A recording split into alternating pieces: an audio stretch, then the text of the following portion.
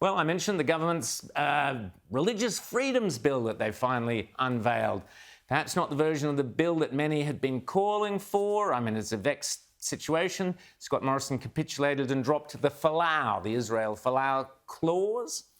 But there will be protections. As I spoke to Amanda Stoker yesterday, Senator Amanda Stoker, there are protections there for various reasons and for various beliefs. Perhaps this shows that Mr Morrison realised that he did need to show conservative, or at least religious conservative voters, that he actually represents their interests. For its part, Labor have said they will support the passage of the bill with, of course, the caveat that it shouldn't impact on gay or lesbian students or teachers.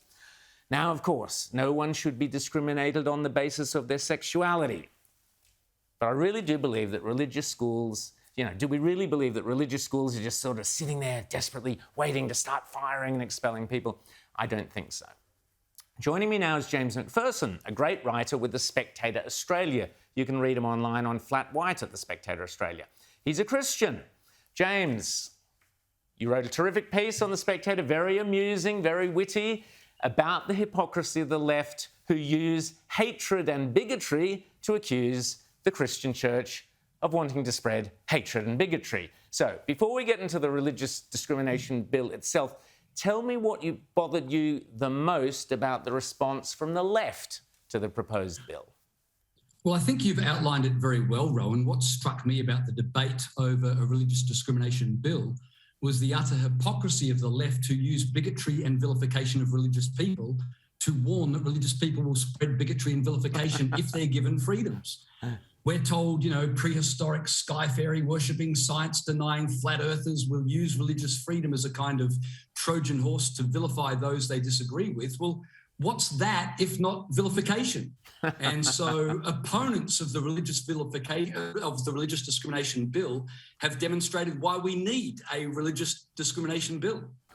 Now, you've quoted in the article, it's very amusing, you've quoted people like Senator Doug Cameron, who said, I'm an atheist and I don't get the need for a religious discrimination bill. Your thoughts on that? Yeah, well, Doug Cameron is white, so I suppose he sees no need for the Racial Discrimination Act, and he's able-bodied, so he likely sees no reason for the NDIS. Can you imagine, Rowan, the uproar if a Christian said, I'm straight, so I really don't see any need for gay rights? That person would rightly be pillared, and yet... because Doug Cameron is a senior figure in the progressive left, he can say, I'm an atheist, so I see no need for a religious discrimination bill. And everyone nods approvingly as if he's just said something intelligible. And Cheryl Kernot, you mentioned her tweet where she says, I live in a secular democracy, Morrison. Stop imposing your version of theocracy. Sounds a bit of hyperbole there. Theocracy on me. I don't want your government telling me what to do. What did you make of Cheryl Kernot's tweet? Rowan, the left's fear-mongering over religious freedom is second only to their fear-mongering over whatever the latest COVID variant is. That the proposed religious discrimination bill provides the bare minimum of protection for religious people, and yet the left carry on as if the Taliban are about to take over the country. Cheryl Kernot is an intelligent woman. She doesn't seriously believe that a religious discrimination bill is going to suddenly end democracy as we know it. God forbid that people of all religions and none should be allowed to freely express their views. Next thing you'll know, Scott Morrison will mandate Pentecostalism and we'll have to show our Hillsong passports before we're allowed to get a haircut or shop at Kmart. If Cheryl Kernot wants to know what a theocracy looks like, she should spend some time in Saudi Arabia or in Iran.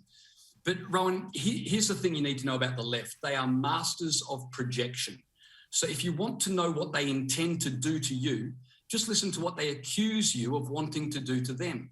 That they warn Christians want to turn Australia into a theocracy. That's where you're only allowed to say one thing.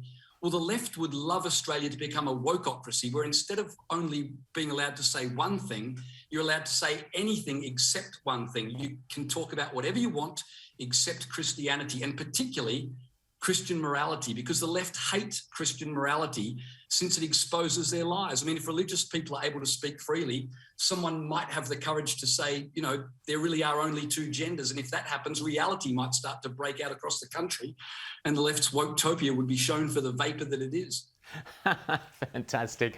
And Adam Bant, apparently, Scott Morrison's religious discrimination bill is a Trojan horse for hate. Well, well, well. I mean, the Greens know an awful lot about hate. They seem to be talking about it all the time, don't they, James?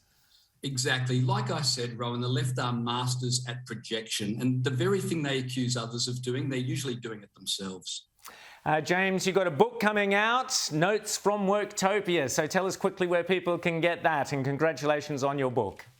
Oh, thank you. I appreciate it. Well, it'll be available on Amazon and at most bookstores, or you can go to jamesmcpherson.com.au and you can order it there. By the way, congratulations on your book, which I see is doing very well.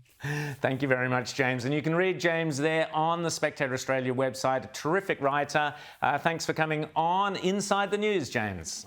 Thanks for having me, Rowan.